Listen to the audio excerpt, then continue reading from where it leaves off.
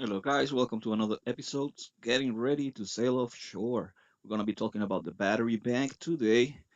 And as you see here, we got a lot of stuff. That macerator pump and that pressure tank. It really needs to go in the future. You'll see. We put down a plywood, cut to size to let all the cables go through. We have to do some spacing and, mingle with the wires. Everything had to be secured to the bottom of the structure. Um, but we started cutting strips of plywood and making a base to keep the batteries from moving. Um, After that, we got them all glued and screwed into the base, and this will sit under the laceret. We got them painted with Kiehl's primer and oil-based paint from outdoors, and that will get the job done. Seal it very much a little bit and keep the plywood to from the elements. Not a lot because it's indoors. It looked pretty cool.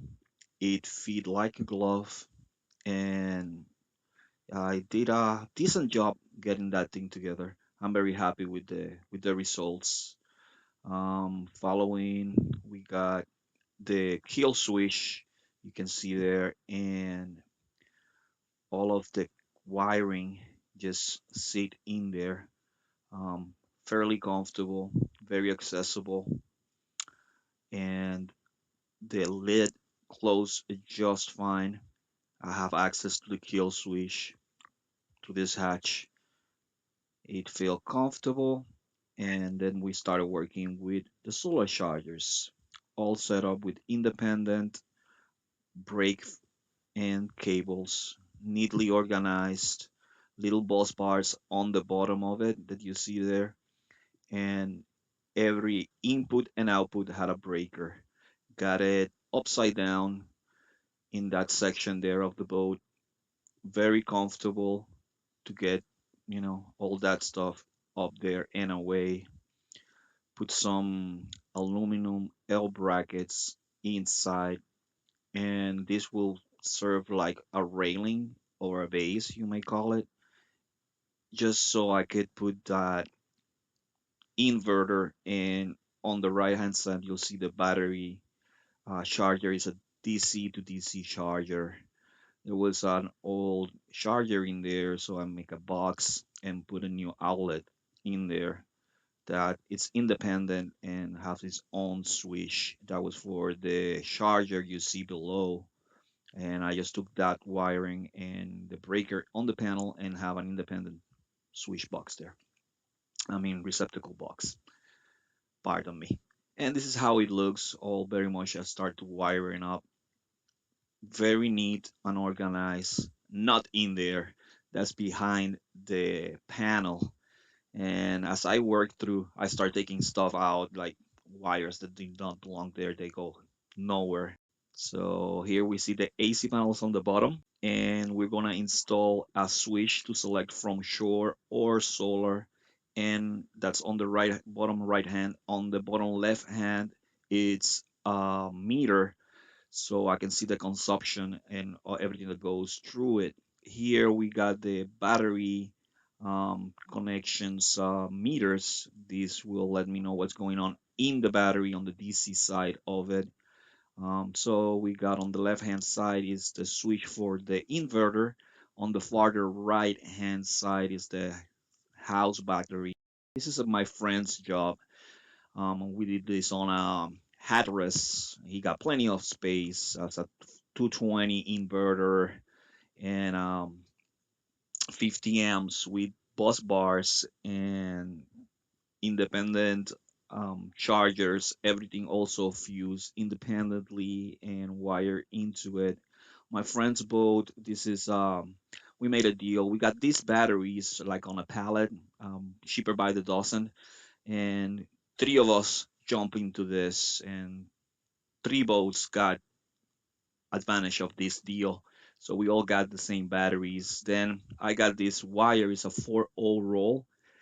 This was very heavy. I had to crane it with the boom, carry it on the dinghy, crane it with the boom to get it into the boat.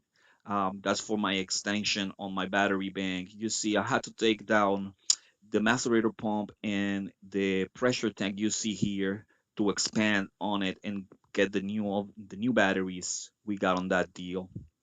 And the only way to do that, well, I got to switch toilets to make room for new batteries. This was my AQ flush, I think they call it. It was an electrical head. So this had to go.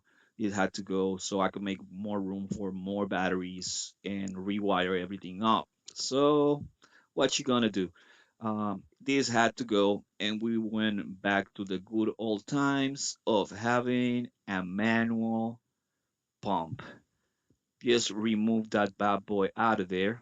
Did a little bit of plumbing, rerun some wiring behind it for other stuff, namely the windlass installation you'll see in the future, and also the depth sounder. There was like a whole bunch of depth sounders and stuff I had to take out.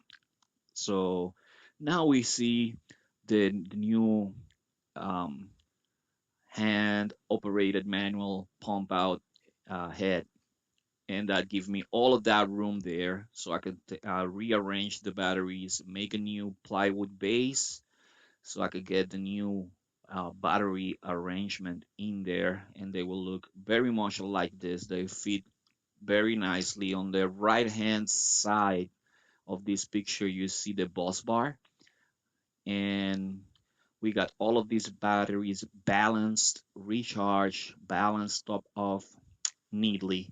They need to be all balanced. And here we have the left hand side is the inverter, right hand side is the kill switch and the bus bar. And on the top you see another battery, so I could have five batteries all in there all together. And this was the installation. I thank you all for watching and going through this with me. Here is my PayPal also. Any donations I will appreciate, and I'll keep you posted in all of the new stuff going on around the boat. Thank you guys. Have a great day. Thank you for watching.